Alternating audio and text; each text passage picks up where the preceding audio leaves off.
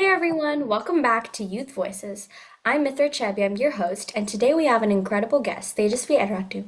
Tejasvi is a freshman in UW Seattle, and she's not only excelling academically, she has a passion for AI, data science, and computer systems, but she's an also extraordinary martial artist. She's been training in true martial arts for over 8 years, earning her black belt, teaching classes, and even leading groups of students as a head instructor. But what makes Tejasvi truly remarkable is how she blends discipline, leadership, and service. Beyond martial arts, she's mentored younger students in coding, contributed to AI projects, interned at multiple companies.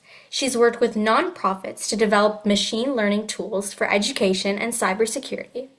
And balancing all of that takes focus, dedication, and a strong sense of responsibility, qualities that also shine through in her martial arts journey.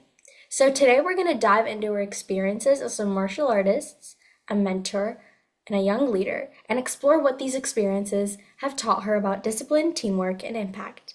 Tejasvi, thank you so much for joining us today. Hi, yeah, thank you so much, Mithra, for having me here. Yeah, I'd love to talk about my experiences. Yeah, so I'm currently a freshman at the University of Washington for informatics, and I spent since childhood in doing Taekwondo, and true martial arts really helped me. It was a cornerstone to my childhood, I'd say. I learned a lot of lessons, and because I started so young, it really helped build me and my character. And I actually began, and then I took on the position of an intern Mm-hmm. to teach. And then I worked as an intern for a year.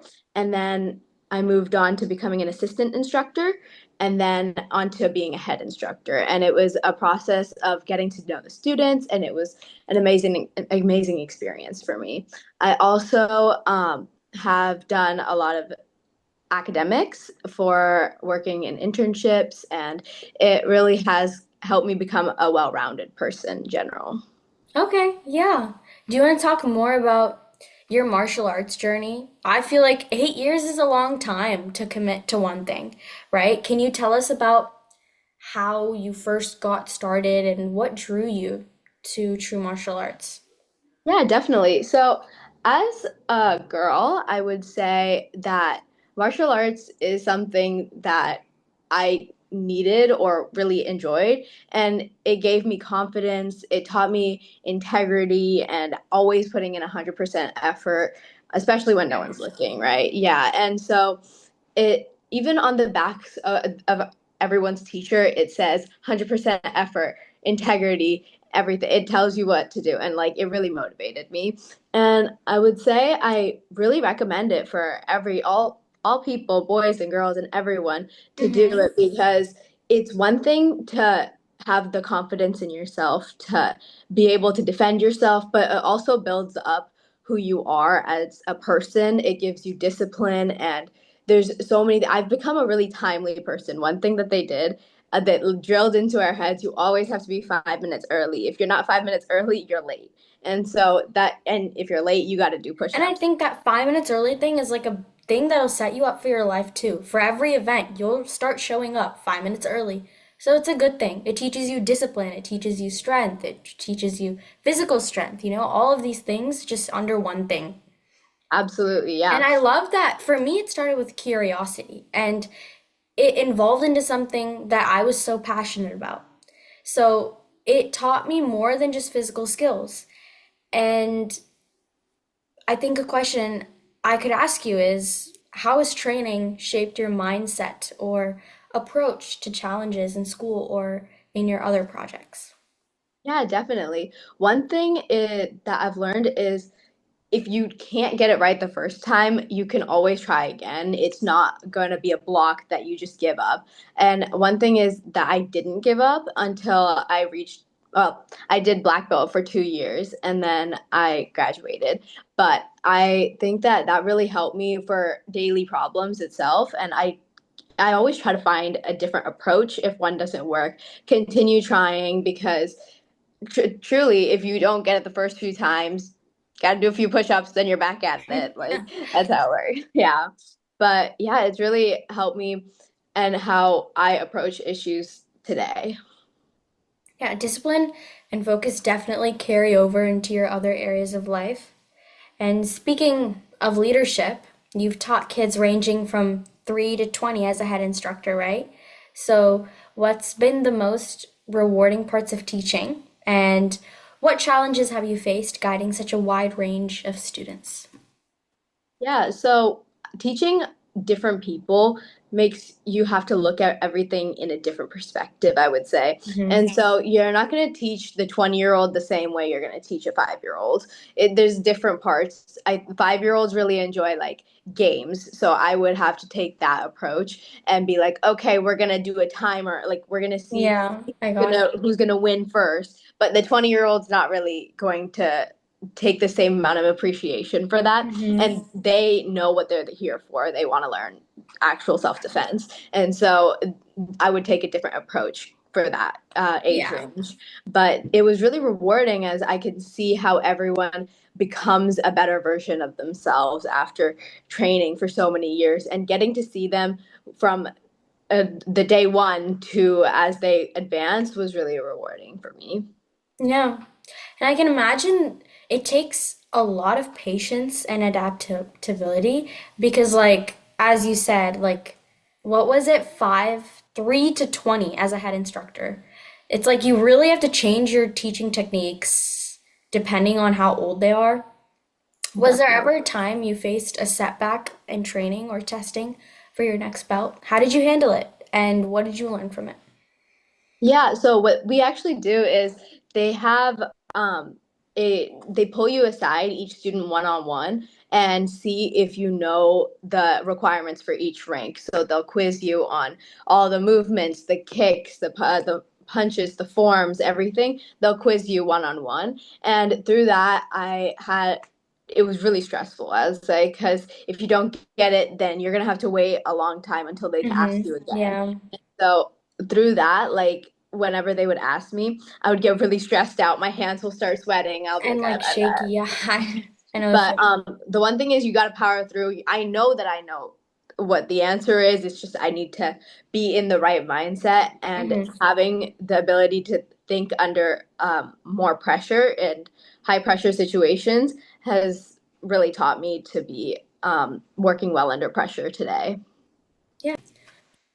That's a lesson many people could take to heart. Resilience, consistency, and learning from your failure, right? So, beyond teaching and training, being in the dojo, you also mentor younger students in coding, AI projects, you do internships. How do you balance sharing the knowledge in the dojo with mentoring in tech? Are there similarities in how you approach teaching both? Definitely, yeah. Teaching people is definitely a skill that you have to learn because everyone learns a different way. And I learned through teaching Taekwondo that some students have different priorities, different learning techniques. And so when I was teaching Kiss the Code, I did have one student who was a good student, but he would get distracted really easily. And if he's distracted, then he makes everyone else distracted. But I managed, but everyone else also wanted to learn, but because it was a group setting, everyone needs to have their quiet time to focus as well. And so I had to look at things from their perspective. And so I told him, let's play a game. I bet that you can't finish this project in 10 minutes. If you finish it in 10 minutes, you win. There's no like actual prize, but it's the thought and like the aspect of it being a game. Yeah. And he sat there for the 10 minutes. He did that project. He moved on to the next project. Everyone got their work done. It was a win win situation all around. And I think that was one of the many situations that you have to learn how to deal with people. And because I know how to deal with different ranges of people, it really helped out there. And so to balance everything in academics and through all the other things I've done, I you definitely need to have good time management.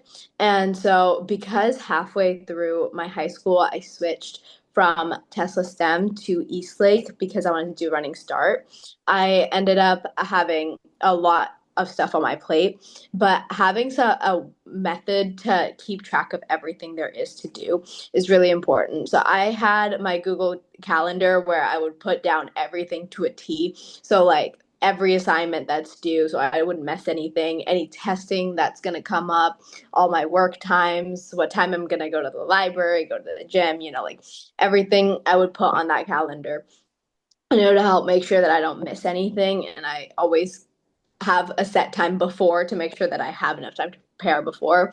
And yeah, I also had a lot of time that went into dance. And so I did that for almost equivalent amount of time as taekwondo. Mm-hmm. Yeah, that's so cool. It's interesting to see how your leadership skills they translate across such different areas, like dance. What dance do you do? I do kuchipudi. It's Indian classical dance. So how because we live in America, right? So we are not as connected to our culture, our religion, and just like India in general. So how has dance helped you connect with Yeah, your culture? definitely. We live in Seattle, right? So there is a good amount of Indian people in comparison, but Mm-hmm. still, through the community that I've built here. I have my dance teacher, and she has helped me get in touch with the cultural aspects as well, and in touch with my roots. And so each piece of dance that I do, there's Mm-hmm. always a story behind it. And so Yeah. because it's kuchipudi, there's Hindu mythologies that come through, and I learned a lot about the belief systems and all the old time stories, and I got to be in the presence of and be the present of the characters, and to dance on stage with that emotion. You have to take it as the character itself. Exactly. Yeah, yeah, yeah. And I remember I do kuchipudi too. And I remember like we practice and we do the same we have the same teacher. So Mm-hmm. we would practice all year for that one performance that she had. And the thing is when you like one of the performances I was Krishna. No, yeah, And yeah, so I was like, we practiced for a year, and when I got on stage after all of that hard work, I just delved into the character so nicely. I felt like I was him, I felt at the same level because of how much I'd practiced and how much time and effort I put onto it. It really paid off, and it feels so good. definitely. Yeah. So when I have to take on a character, you understand the backstory Yes, I to have to it and understand it everything. first. Yeah. Yes. And knowing that you can go onto stage and we have the big bold makeup, all the hair, the dress, Yeah. And the everything. audience, they just make it feel so much better. So, Yes. It's very well played. definitely a rewarding experience. It's the light is shining on you. You're on the stage and you get to perform and show the emotion to like hundreds of people, and it's a really good experience. I definitely recommend it to anyone that's looking into it. Yes, me too. Um, but before we wrap up, I want to kind of just like any advice you would give a freshman, a sophomore, a junior, or senior in high school right now. Any advice? I would say be well rounded. Only academics, only physical aspects, only don't do that. Do like a good, well rounded. And also, I do recommend in middle school exploring all your options. I know a lot of people say in high school is your time to explore and see what you want to do, but I kind of recommend in middle school looking around, seeing what you want to do. And then in high school, really doing activities involving those. So because I was into the tech side, I did a lot of technology related extracurriculars, and that was definitely helpful to know which niche I want to go into. So I knew that I wanted to be in the tech field itself, but I didn't know exactly what I wanted. And high school was a great time to find that. And I would Yeah. say don't get rid of your social life. I think that's really important to also balance a social life plus everything. And it Hmm. might sound like a lot, but it's always possible. Yeah, no, no, no. Tell me about you switched schools, right? Like, how was the transition? Did you make friends? How was it in the beginning? Yeah, definitely. It was because my first school was so close by to the second school, it made it a little easier. And because the second school I went to was my original home school, I already knew people from middle school coming in. So that did make the transition a lot easier. But I do think that STEM and Eastlake are very interconnected. So Yeah, the transition was pretty smooth.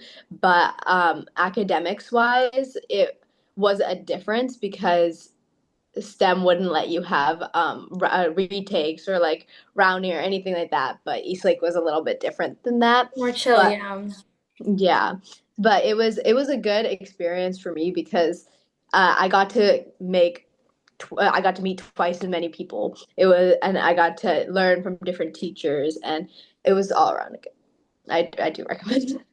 Yeah, I've learned so much from this interview, and I'm sure everyone watching right now is learning so much. I just want to reflect on everything we've talked about today.